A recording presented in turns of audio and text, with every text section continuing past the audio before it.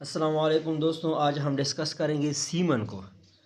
आज हम पढ़ेंगे सीमन के इंट्रोडक्शन के बारे में, nature of the semen, properties of semen, composition of semen, semen analysis, qualities of semen required for fertility and applied physiology. तो चलो स्टार्ट लेते हैं इंट्रोडक्शन से। सीमन इज़ अ वाइट और grey fluid that contains sperm. Semen एक white और grey fluid है जिसमें स्पर्म पाया जाता है और ये 4 ग्लैंड्स की कलेक्शन से बनते हैं। It is the collection of fluids from testes, seminal vesicle, prostate gland and bulbourethral gland. ये testes, seminal vesicle, prostate gland and bulbourethral gland की सिक्रीशन की कम्बिनेशन है। Semen is discharged during sexual act and the process of discharge of semen is called ejaculation. Semen sexual act के time पे discharge होता है और वो process जिसमें सीमन डिस्चार्ज होता है उसे एजुकुलेशन कहा जाता है। अब टिस्टिस जो है वो स्पर्म कंट्रीब्यूट करती हैं। प्रोस्टेट सिक्रीशन सीमन को मिल्की अपीयरेंस देती है and secretion from the seminal vesicle and bulbourethral gland provides mucoid consistency to the semen. Seminal vesicle और बाल्बोयूरेथ्रल ग्लैंड की जो सिक्रीशन है वो सीमन को म्यूकॉइड कंसिस्टेंसी देती हैं। मीन्स सीमन का जो स्टिकी नेचर है वो सीमिनल वेसिकल और बाल्बोयूरेथ्रल ग्लैंड की सिक्रीशन की वजह से है। नेचर ऑफ सीमन, एजुकुलेशन के टाइम पे सीमन लिक्विड इन नेचर होता है, लेकिन इमीडिएटली जब इसकी एजुकुलेशन हो जाए फीमेल जेनिटल ट्रैक्ट में ये कोएगुलेट हो जाता है, लेकिन इसके 30 मिनट बाद फिर इसकी लिक्विफेक्शन होती है जिसे सेकेंडरी लिक्विफेक्शन कहा जाता है। अब इस सीमन की क्लॉटिंग के लिए कौन रिस्पॉन्सिबल है? इसके लिए फाइब्रोनाइजिन रिस्पॉन्सिबल है जो कि सीमिनल वेसिकल सीक्रेट करता है। ये फाइब्रोनाइजिन वीक कोएगुलम में कन्वर्ट हो जाता है और इसकी कन्वर्शन कौन करता है? क्लॉटिंग एंजाइम जो कि प्रोस्टेट ग्लैंड से सीक्रेट होता है। इट मीन्स सीमिनल वेसिकल और प्रोस्टेट ग्लैंड दोनों सीमन की कोगुलेशन में हेल्प करते हैं, लेकिन 30 मिनट के बाद कोएगुलम इज लिक्विफाइड, कोएगुलम की लिक्विफेक्शन हो जाती है। किसकी मदद से? फाइब्रोनाइसिन की मदद से जो कि प्रोस्टेट ग्लैंड सीक्रेट करती है। When semen is ejaculated the sperm are non motile due to viscosity of कोएगुलम।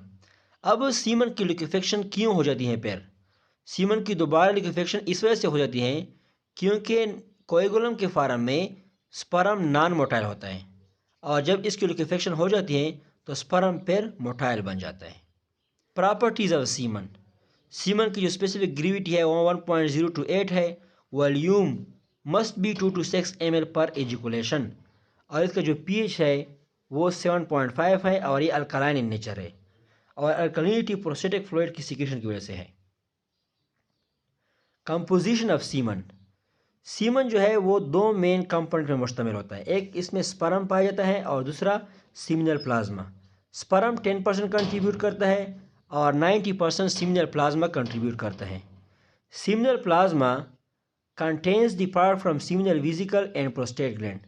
सीमिनल plasma जो है वो सीमिनल वेसिकल और प्रोस्टेट ग्लैंड दोनों की सिक्रीशन से बनता है। सीमिनल वेसिकल 60% सीमिनल प्लाज्मा बनाता है और प्रोस्टेट ग्लैंड 30% सीमिनल प्लाज्मा बनाता है। It also has small amount of secretion from mucus gland, particularly the bulbourethral gland. इसके अलावा बाल्बोयूरेथ्रल ग्लैंड से जो कि एक म्यूकस ग्लैंड है वो उसकी सिक्रीशन भी स्मॉल अमाउंट कंट्रीब्यूट करती है सीमिनल प्लाज्मा में। अब आते हैं स्पर्म पे। स्पर्म एक मेल की मीट है जो कि डेवलप होता है टिस्टिस में। इसे स्पर्मेटोजोन भी कहा जाता है और इसकी जो प्लूरल फॉर्म है इसे स्पर्मेटोजोआ कहते हैं। मैच्योर स्पर्म की जो लेंथ है वो 60 माइक्रोमीटर है। Sperm count, total count of sperm is about 100 to 50 million पर ml of the semen. Sperm की जो अमाउंट है वो 100 to 50 मिलियन पर ml ऑफ द सीमन होना चाहिए। अगर स्पर्म की अमाउंट 20 मिलियन पर ml ऑफ द सीमन से डिक्रीज हो जाए तो ये स्टेरिलिटी काज करती है। Survival time, though the sperm can be stored in male genital tract for longer period, sperm mail genital tract में लॉन्गर पीरियड के लिए स्टोर होता है, लेकिन जब इसकी इजिकुलेशन हो जाए फीमेल जेनिटल ट्रैक्ट में तो इसकी सर्वाइवल टाइम सिर्फ 24 टू 28 आवर्स रह जाती है at a temperature equivalent to body temperature. इसकी जो मेन रीज़न है वो ये है कि टेस्टिस का जो टेम्परेचर है जिसमें स्पर्म स्टोर होता है मेल में वो 35 डिग्री सेंटीग्रेड है, जबकि फीमेल जेनिटल ट्रैक्ट की टेम्परेचर जो है वो बॉडी टेम्परेचर की इक्विवेलेंट है, वो 37 डिग्री सेंटीग्रेड है। इस वजह से फीमेल जेनिटल ट्रैक्ट में स्पर्म की सर्वाइवल पीरियड सिर्फ 24 टू 28 आवर्स होती है। Motility rate of motility of sperm in female genital tract is about 3 mm पर मिनट। स्पर्म की जो स्पीड है फीमेल जेनिटल ट्रैक्ट में वो 3 mm पर मिनट है।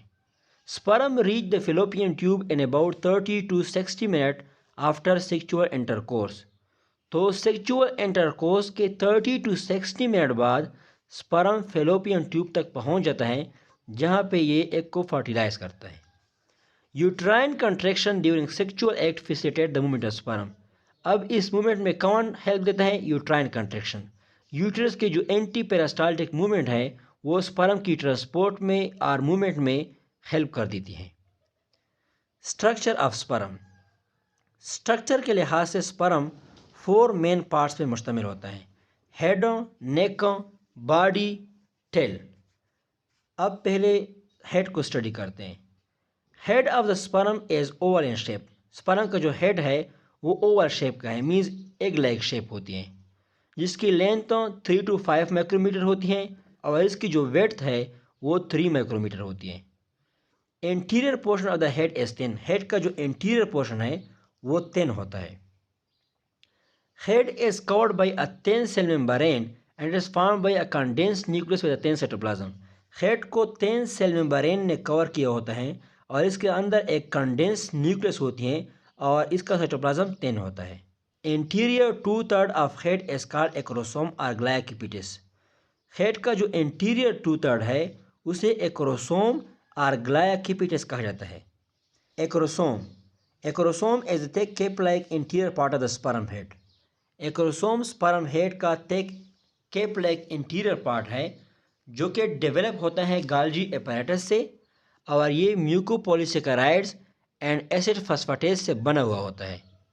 इसके अलावा एक्रोसोम में हाइलुरोनिडेज एंड प्रोटीलाइटिक एंजाइम भी होते हैं जो कि एसेंशियल है स्पर्म के लिए एग को फर्टिलाइज करने के लिए। Neck head is connected to the body by a short neck. Head body के साथ एक शॉर्ट नेक के ज़रिए से कनेक्टेड होता है।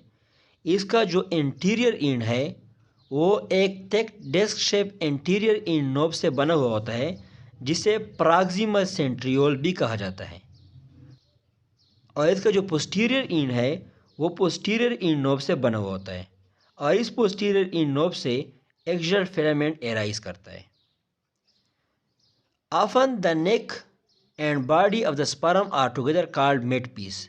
नेकों और बॉडी ऑफ द स्पर्म को इकट्ठा मेट पीस भी कहा जाता है। Body is cylindrical with a length of 5 to 9 micrometer and the thickness of 1 micrometer। Body of the sperm जो है वो साइलेंड्रिकल होती है और इसकी जो लेंथ है वो 5 to 9 माइक्रोमीटर होती है और थिकनेस 1 माइक्रोमीटर होती है। The body of the sperm consist of central core called axial filament. Sperm की जो बॉडी है वो एक सेंट्रल कोर पे मुश्तमिल होती है जिसे एक्सियल फिलामेंट कहा जाता है और इस एक्सियल फिलामेंट को साइटोप्लाज्मिक कैप्सूल ने कवर किया हुआ होता है। Axial filament start from posterior in knob of the neck. Axial filament posterior in knob से स्टार्ट हुआ होता है और ये throughout the body run करता है और फिर ये इन डिस्क और इन रिंग सेंट्रियोल के ज़रिए से एंटर करता है टेल ऑफ द स्पर्म में। Finally the axial filament reaches the tail as axial thread और ये एक्सियल थ्रेड की फॉर्म में टेल तक पहुंच जाता है। क्योंकि इसके इर्द गिर्द फिलामेंट नहीं होता इस वजह से टेल में इसको एक्सियल थ्रेड कहा जाता है। In the body, the axial filament is surrounded by a closely wound spiral filament consisting of mitochondria। Body में एक्सियल फिलामेंट को क्लोजली वाउंड स्पाइरल फिलामेंट ने कवर किया होता है जो माइटोकॉन्ड्रिया पर मुश्तमिल होता है। Tail tail of the sperm consist of two segment. Sperm का जो टेल है वो टू मेन सेगमेंट पर मुश्तमिल होता है। एक को चीफ और मेन पीस कहा जाता है जिसमें साइटोप्लाज्मिक कैप्सूल एक्सियल थ्रेड को कवर करती है और इसको जो लेंथ है वो 40 to 50 माइक्रोमीटर है। और दूसरे को टर्मिनल और एंड पीस कहा जाता है जिसमें सिर्फ एक्सियल थ्रेड होता है लेकिन साइटोप्लाज्मिक कैप्सूल नहीं होता। Product from seminal vesicle and product from prostate gland, ये दोनों मैंने सीमिनल वेसिकल और प्रोस्टेट ग्लैंड के लेक्चर में ब्रीफली डिस्कस किए हैं। अगर आप लोग वो लेक्चर्स देख लें तो इंशाल्लाह ये लेक्चर आप लोगों को बेहतर समझ में आ जाएगा। सीमन एनालिसिस में हम सीमन के मुख्तलिफ क्वालिटीज़ को स्टडी करते हैं जो कि इनफर्टिलिटी की इन्वेस्टिगेशन में हेल्पफुल होती हैं। अब कौन कौन से पैरामीटर्स इस्तेमाल होते हैं? वॉल्यूम, सीमन का जो वॉल्यूम है वो मस्ट बी 1.5 ml और मोर। अगर सीमन का वॉल्यूम 1.5 ml से डिक्रीज़ हो जाए तो ये इनफर्टिलिटी काज करती है। रिएक्शन एंड पीएच, सीमन का जो पीएच है वो मस्ट बी 7.2 और मोर। Liquefaction, semen must be in liquefied form, क्योंकि अगर सीमन कोएगुलेटेड फार्म में रह गया तो स्पर्म इमोटाइल होगा। नंबर 4 जो है वो स्पर्म काउंट, स्पर्म की जो काउंट है वो मस्ट बी 15 मिलियन पर ml और मोर। अगर 15 मिलियन पर ml से स्पर्म की काउंट डिक्रीज हो जाए तो ये इनफर्टिलिटी काज करती है। Morphology of the sperm, sperm with normal shape and structure must be 4% और मोर। स्पर्म जिसके नॉर्मल शेप और स्ट्रक्चर हो इसकी कंसनट्रेशन 4% या इससे ज़्यादा होना चाहिए। अगर 4% स्पर्म की कंसनट्रेशन डिक्रीज हो जाए जिसकी नॉर्मल शेप और स्ट्रक्चर हो तो ये इनफर्टिलिटी काज करती है।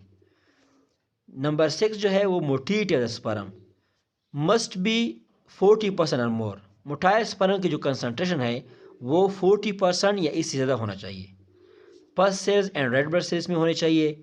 फ्रक्टोज की अमाउंट एफिशिएंट होनी चाहिए क्योंकि स्पर्म फ्रक्टोज को एज अ न्यूट्रिएंट इस्तेमाल करते हैं। अगर फ्रक्टोज की लेवल डिक्रीज हो जाए तो स्पर्म लाइव नहीं रह पाएगा।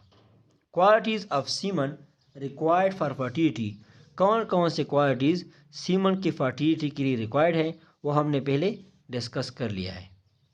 अप्लाइड फिजियोलॉजी, कौन कौन से एबनॉर्मलिटीज़ अगर सीमन और स्पर्म में आ जाए तो ये इनफर्टिलिटी की तरफ लेके जाती हैं।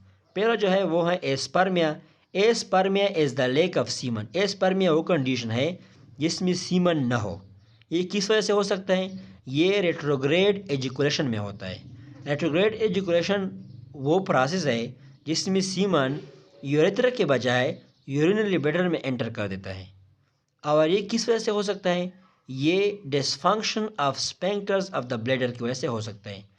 एक स्पेंक्टर होता है ब्लैडर में जो कि एजुकुलेशन के टाइम पे कंट्रैक्ट रहता है और ये सीमन की entry towards the urinary bladder inhibit करता है। अगर इस स्पेंक्टर की डिसफंक्शन हो जाए तो सीमन यूरेथ्रा के बजाय ब्लैडर में एंटर करेगा। और ये किस वजह से हो सकता है? ये किस कंडीशन में हो सकते हैं? ये प्रोस्टेटिक सर्जरी और एक्सेस यूज़ ऑफ ड्रग्स की वजह से स्पेंक्टर में डिसफंक्शन हो सकती है और एस्पर्मिया इनफर्टिलिटी की तरफ लीड करती है। दूसरा जो कंडीशन है वो है ओलिगोस्पर्मिया। ओलिगोस्पर्मिया एक जेनेटिक डिसऑर्डर है जिसमें सीमन की वॉल्यूम डिक्रीज हो जाती है। नंबर 3 जो है वो है हेमेटोस्पर्मिया। हेमेटोस्पर्मिया वो कंडीशन है जिसमें सीमन में ब्लड होता है और ये प्रोस्टेट और यूरेथ्रा की इन्फेक्शन की वजह से हो सकता है। ये कॉमन है कंजेनिटल ब्लीडिंग डिसऑर्डर्स, वो ब्लीडिंग डिसऑर्डर्स जो बर्थ के साथ रिलेटेड हो जो छोटे बच्चों में होते हैं। चौथा जो कंडीशन है वो है एजोस्पर्मिया। एजोस्पर्मिया वो कंडीशन है जिसमें सीमन में स्पर्म ना हो। सीमन की कंसंट्रेशन नॉर्मल होती है लेकिन स्पर्म नहीं होती।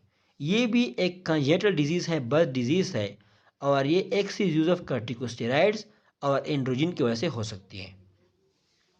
ओलिगोस्पर्मिया, ओलिगोस्पर्मिया वो कंडीशन है जिसमें स्पर्म की काउंट 20 मिलियन पर ml ऑफ द सीमन से डिक्रीज हो जाता है। ओलिगोस्पर्मिया भी इनफर्टिलिटी काज करती है। छठा जो कंडीशन है वो है टेरेट्रोजोस्पर्मिया। टेरेट्रोजोस्पर्मिया वो कंडीशन है जिसमें स्पर्म की शेप में एबनॉर्मलिटीज आ जाती है। ऐसे स्पर्म पाए जाते हैं जिसका शेप एबनॉर्मल होता है और इसके अलावा इसको टेरेट्रोस्पर्मिया भी कहा जाता है। और ये क्रोन डिजीज़, होटकिन डिजीज़ और सेलिक डिजीज़ में हो जाता है। The abnormal morphology of sperm results in infertility. Sperm की एबनॉर्मल मॉर्फोलॉजी इसे इनफर्टिलिटी की तरफ लेके जाती है। So this is all about semen. इंशाल्लाह आप सबको समझ में आ गया होगा।